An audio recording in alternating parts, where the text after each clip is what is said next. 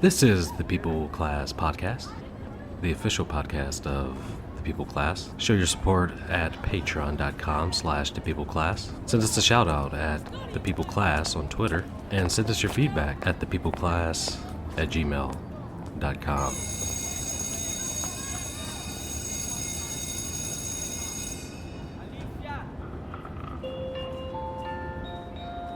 Class is in session.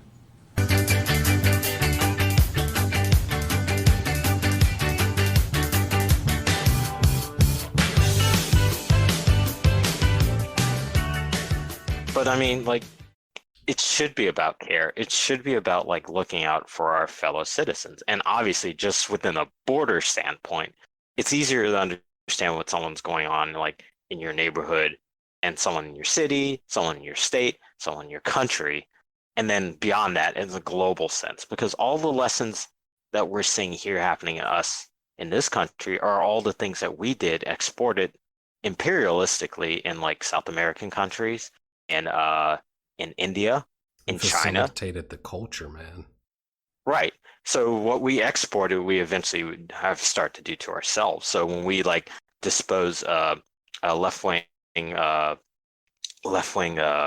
activists and elected officials because they're trying to give to the people, and we're like, nah, we're not about that. I don't like the fact that you're trying to, like Maduro is trying to, like, all that oil money.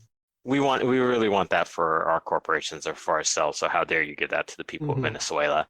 We're gonna take you out now. Yeah. So it's the active campaign of capitalism to maintain capital. Wait. Hold on. Don't you mean the campaign of spreading democracy? Oh, I'm sorry. That's all I heard on TV growing up. Spreading democracy. Also called as maintaining our interest. I love it when people use that excuse, like, oh, we're in the Middle East to look out for our interest. Or who? Who are you? Across the planet? Who are you? I don't even know that you're speaking for me. Why do we have a say? Yeah. Why do we have a say what other communities of people want to do with themselves? It's in the way we always justify is like, oh, that guy's exploiting their people. We got people in this country exploiting ourselves. Like, look no further than Flint as the big example. Jeez. They can't even drink clean water.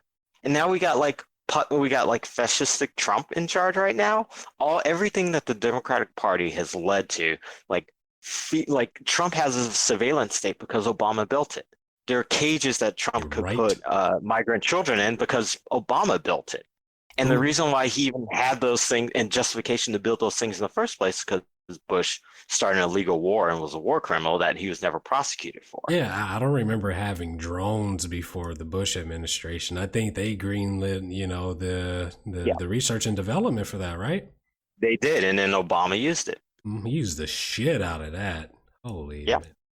So instead of investing like in drones and fucking our interest overseas, because how many bases do we have? Military bases do we have across the planet? I can't cite that number. Yeah.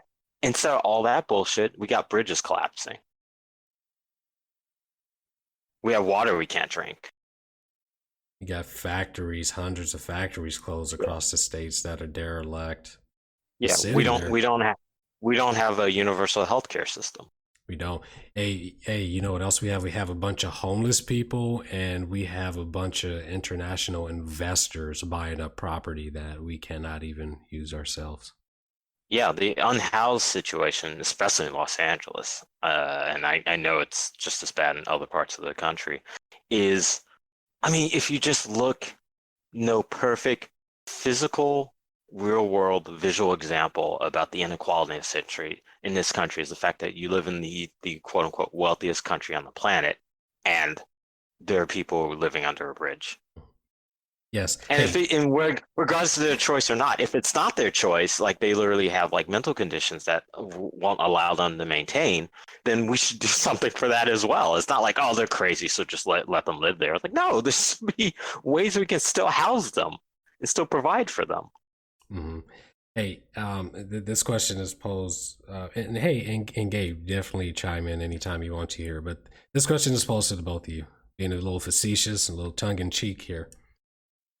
So, seeing the state that we're in, how many people have been allowed to go homeless and jobless and incomeless, what is the likeliness we start seeing places pop up like oh man, worry free? What was it? Worry free from Sorry to Bother You? Yeah, that was the name of the company. Yeah, yeah. What do you think that's the natural evolution here past the gig economy because of this position that we're in and the Oh, fact that I foreign think interests are definitely they've been here for a while. We got the warnings back in the '60s, and trust me, this is where we're going. I feel.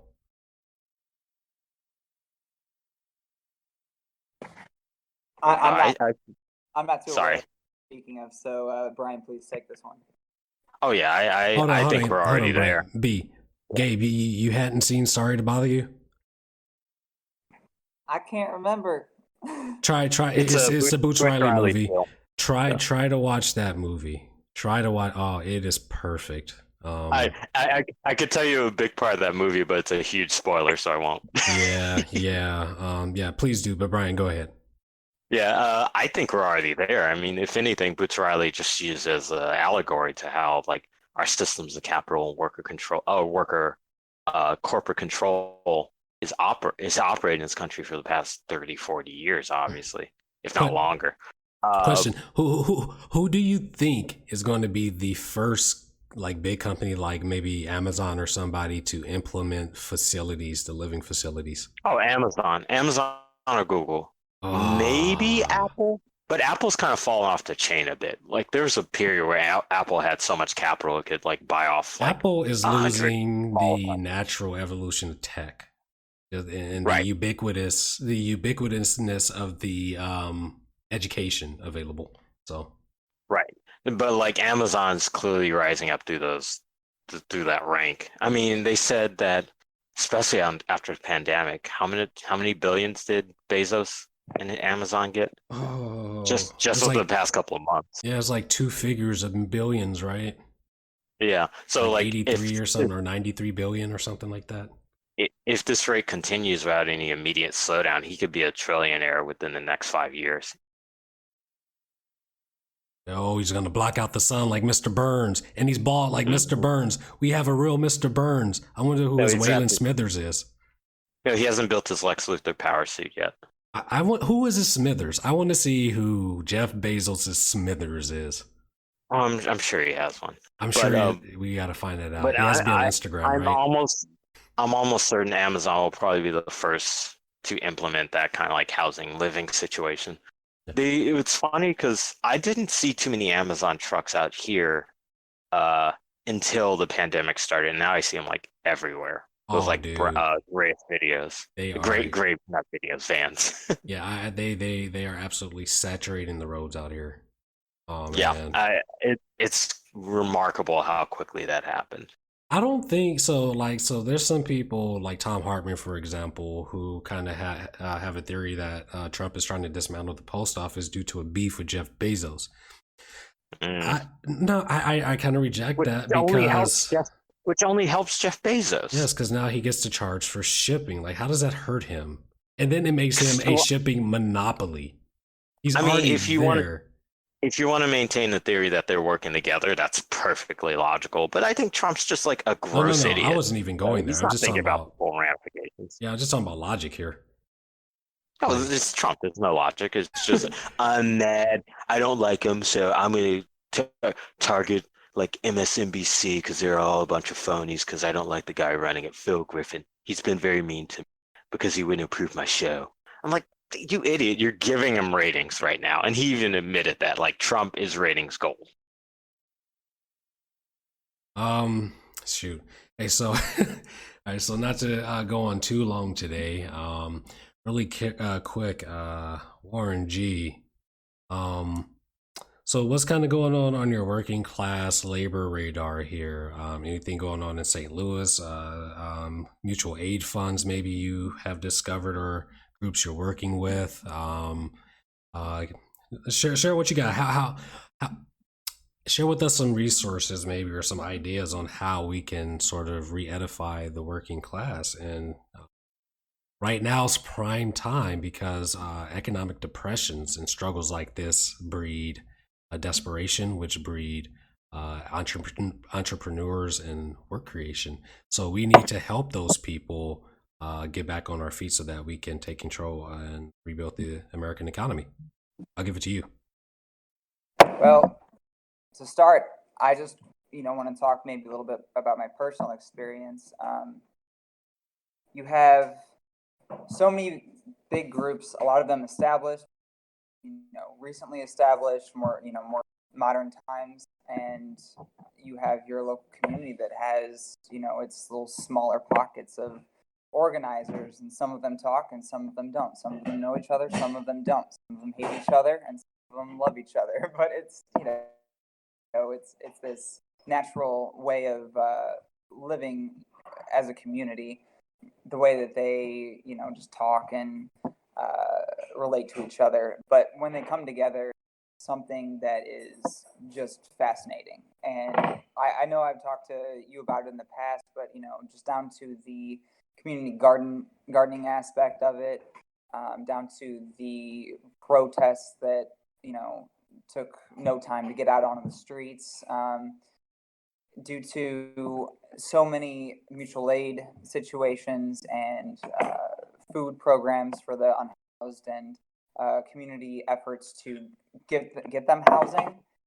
It's just amazing. It's so pure and genuine and real, and something I haven't seen from the corporate world unless you go to the nonprofit world. And then there's still this like bug in there that just itches at you because somebody is trying to still scheme the system in those spaces as well. And so my personal experience has moved to, oh, let's all get up and strike, and get out in the streets right away, and labor movement, and let's start unions, and let's get people the things that they need and all this kind of stuff.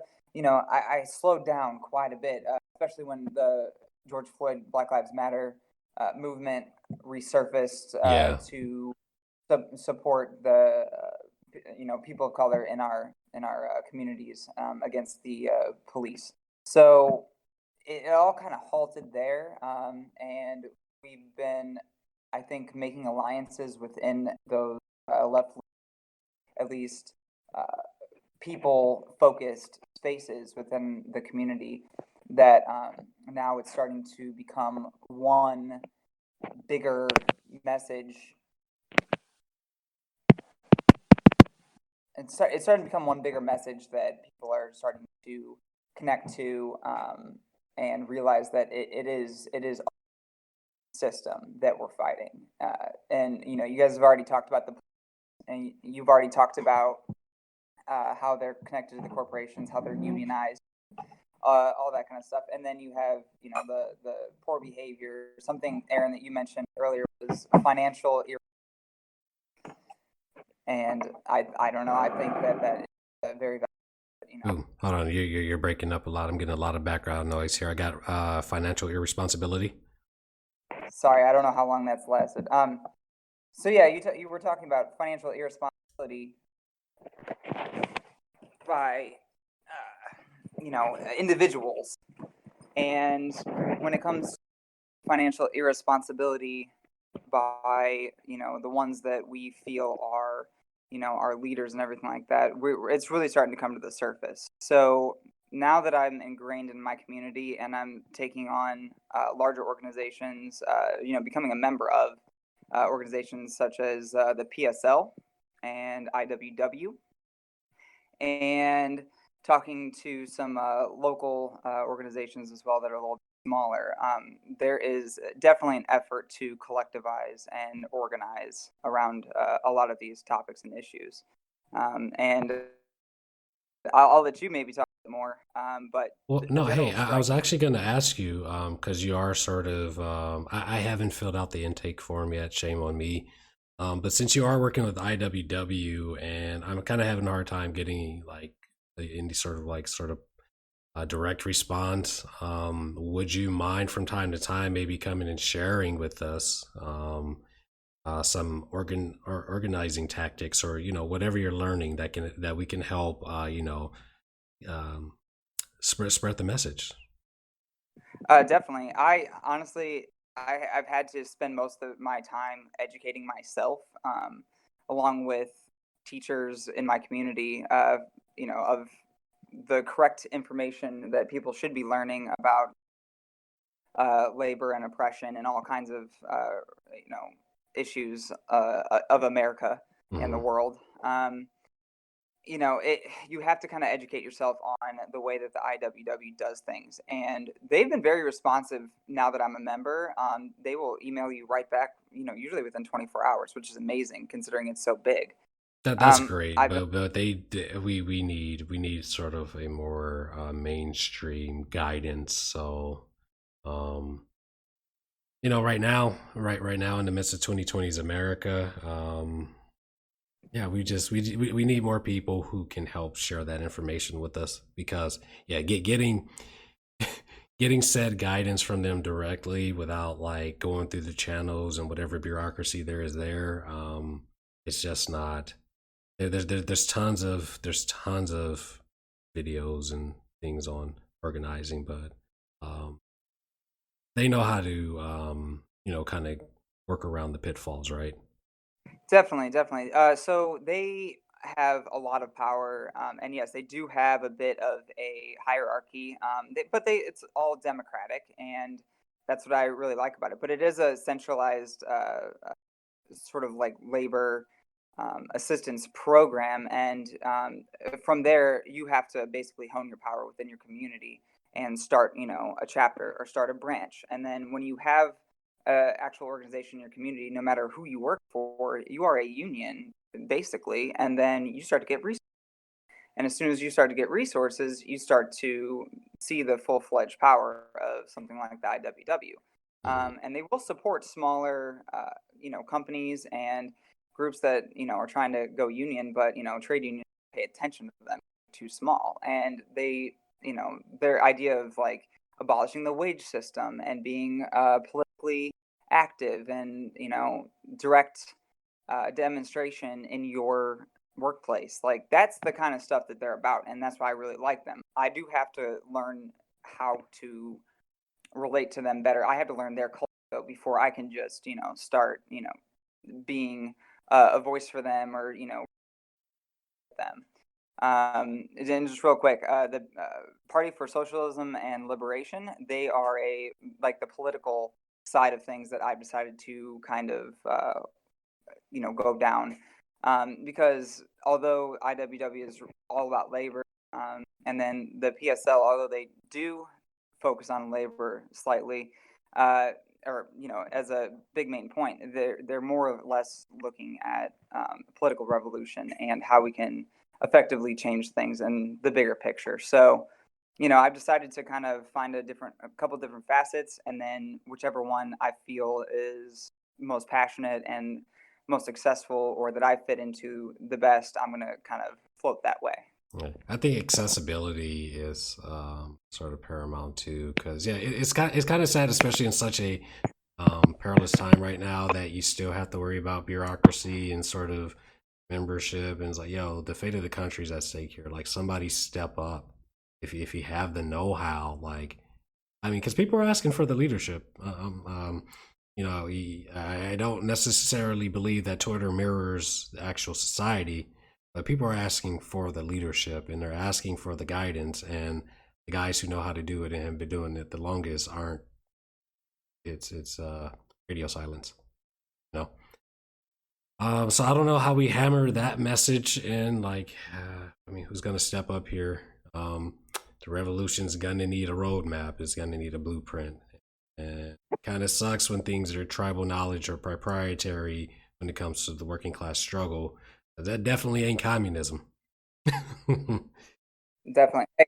Yes. I'm going to say really quick, there is a lot of talk, even in the larger independent media, area, I guess, realm, about general striking, and I Yes, that think has you come up again. started to get that point.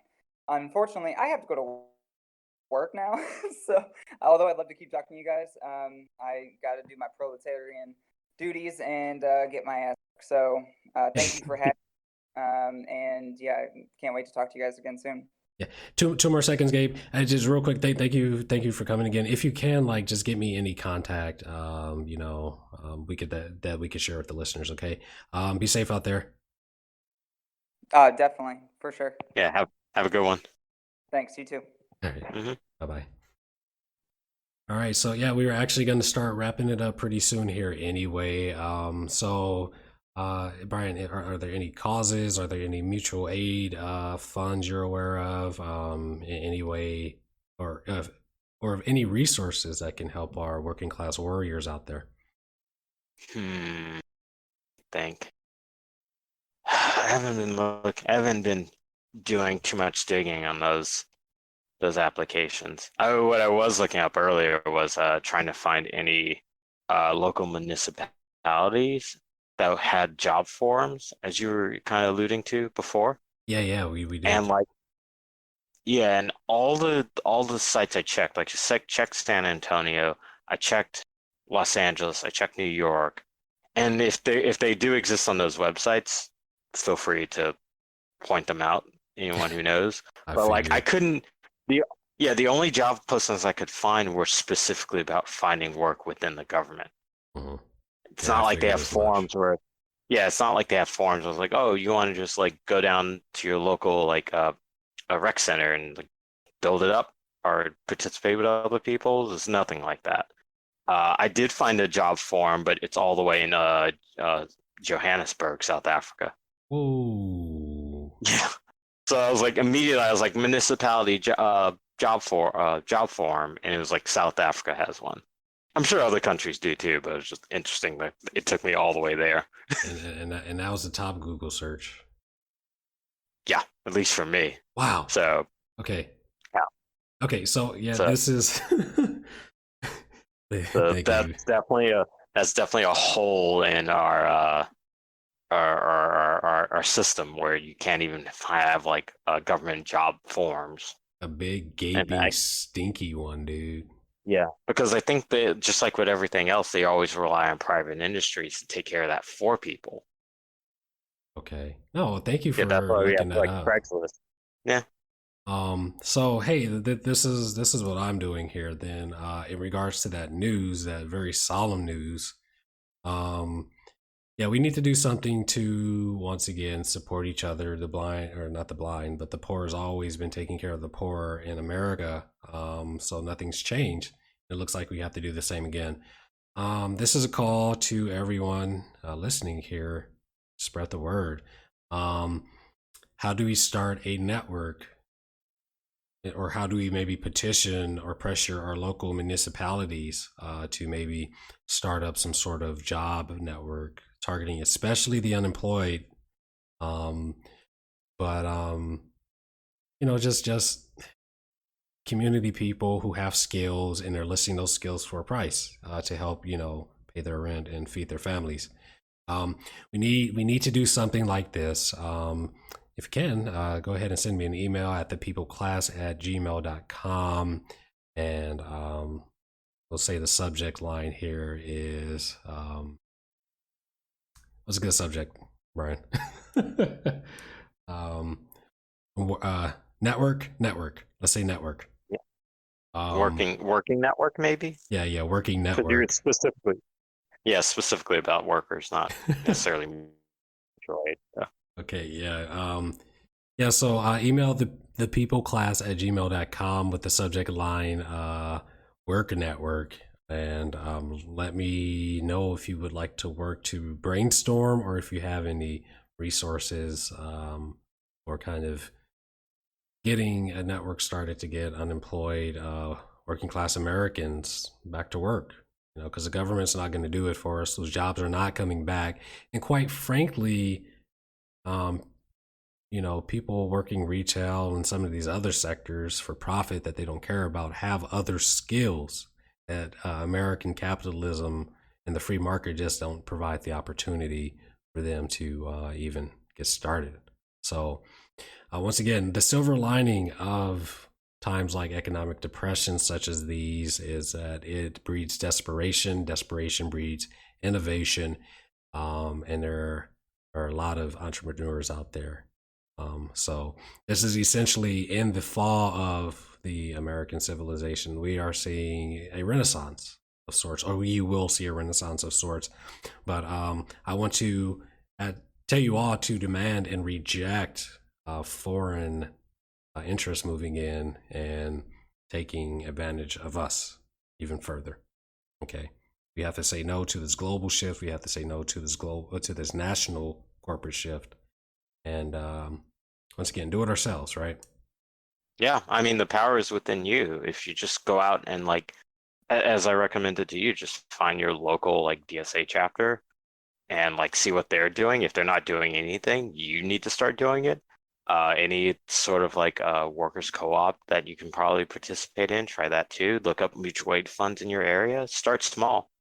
Yes. Start local. It's easier because ideally you might already know some people in your social group who are participating in that. I'd say work with them.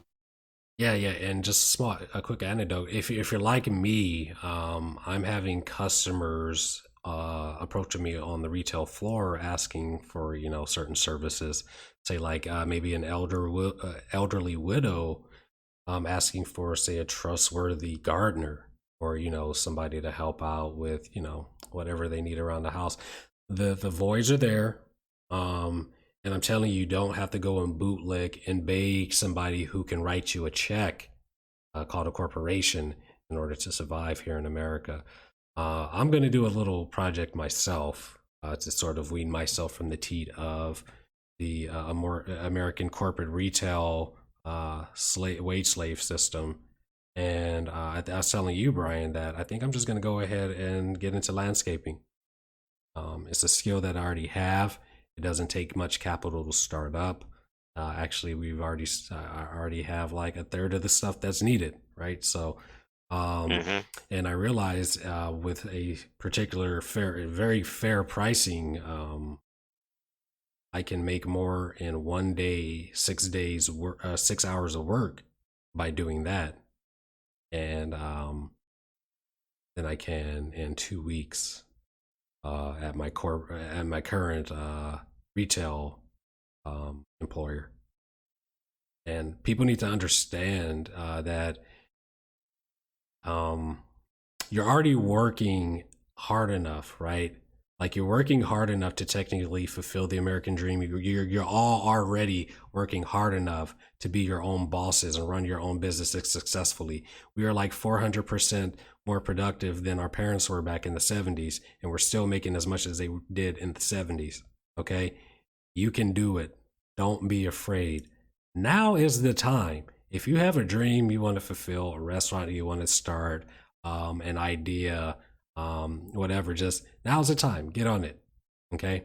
And we will do our best to support you.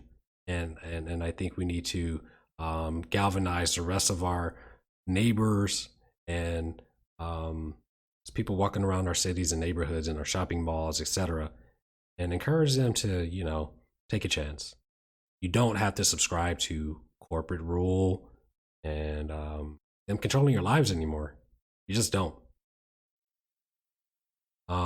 So that I'll get off my soapbox here. There's actually a show for that now. It's called Soapbox. So make sure you take a look at that. To all my listeners here, Brian, any sentiments before we leave? I would just say, the inequality that exists in this country isn't your fault. So don't let it get too discouraged by it. But understand rage and passion. So let that fuel you. Uh, there's going to be hard times ahead, regardless of who gets in office in another couple of months. And just as long as everyone's like stays safe and you know takes care of themselves and each other, then ideally we can try to learn the best lessons we can from like the failures of this capitalist economy and the American imperialism, that we should just going forward, let's no longer accept bullshit coming down being directed by our masters. We can, and we have to hold them accountable and actually pay attention to what they're doing. You know, right now they're sleeping on the job. Once again, they're in the bathroom playing Candy Crush. Their 15-minute break has turned into a 200-year break. Yeah, stop accepting less. And when they tell you we can't do something, ask why. Why? Yes. Just why? don't take it as face value. Why? It's like, well, we're doing other things. So why can't we do this? It's not illegal, people. Ask why. It's what the internet's there for. It's why Google has become a fucking monolith. Use it. And honestly, by using it and asking why teaches you to start to formulate better questions, right? But don't ever accept no as an answer here in America. Like, just don't. Why? In regards to politics, yes. Yes. Just why? Why? Why is it okay for them to coalesce and call themselves a corporation, but me and my workers can't coalesce and call ourselves a union? It's the same thing. Why? Okay, yeah, anyway. So, I want to thank everybody for listening in today. Brian, our resident political analyst, I want to thank you for dropping in again. And it's good to do this again and be operational again. I want to remind everybody that this podcast is available on, actually, too many streaming platforms to count now, as Anchor FM does a great job of free distribution. But yeah, you can catch this on SoundCloud, Anchor FM, YouTube, Patreon. Please, if you can, support the podcast and, financially. When I do have things like PC trouble, I can probably get up faster. It'll all go towards that anyway. But I would thank you for anybody who can support and for those who want to but can't. Definitely get in contact with me. This is an interactive podcast. When I put a call out to email me, go ahead and do that. Also take advantage of the Anchor FM message link for the People Class podcast so that you can leave a 2 to 3 minute message airing your grievances and telling the elite where they can stick it. That's going to be an audio collage that I call 15 Minutes of Flame. Go ahead and use it. And see, is there anything else I'm leaving out here? Did you have anything that you may want to cover our next quad, Brian, so that I can be bone up on it? I don't know. Maybe we'll see. I was listening to Thomas Frank talk about he was on Useful Idiots recently with Matt Taibbi and Katie Halper talking about how populism. He was talking about the foundations of the anti-populist movement, and that was a fascinating interview. I think it's in his new book, so maybe we should look that up. Oh, okay, yeah. Send that, or whatever information. I'll go ahead and look that up and research it. And if any of you listening out there has any information regarding that, go ahead and hit me up on all the channels. You know what they are. Cool. So we're going to go ahead and call this quad session for August 16, 2020 and bring that to a close. I want to wish everyone a safe work week for those who are still working. And please help us continue to build a network of mutual aid funds that often helps people with food, as well as, paying rent. Moratoriums are about to end, so once again, let's please just do everything in our effort, or everything we can to support those efforts. Have a little trust. Don't be so skeptical. Everybody out there doing mutual aid funds are not predators, okay? Please just let's help our people like we always have been, because the government's not going to do it. This is Quad presented to you from Freedom University. Freedom University, that's FU to the corrupt politicians out there. Once again, Brian, thank you. I hope you have yourself a good week. And thank you for tuning in to another session of the People Class Podcast, the official podcast of the People Class. I hope you found the information shared in today's session enlightening, or at the very least, raise some questions.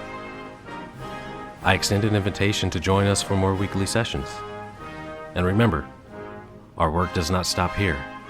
Get active, organize, and take control over your destiny as an American working class person. Class dismissed.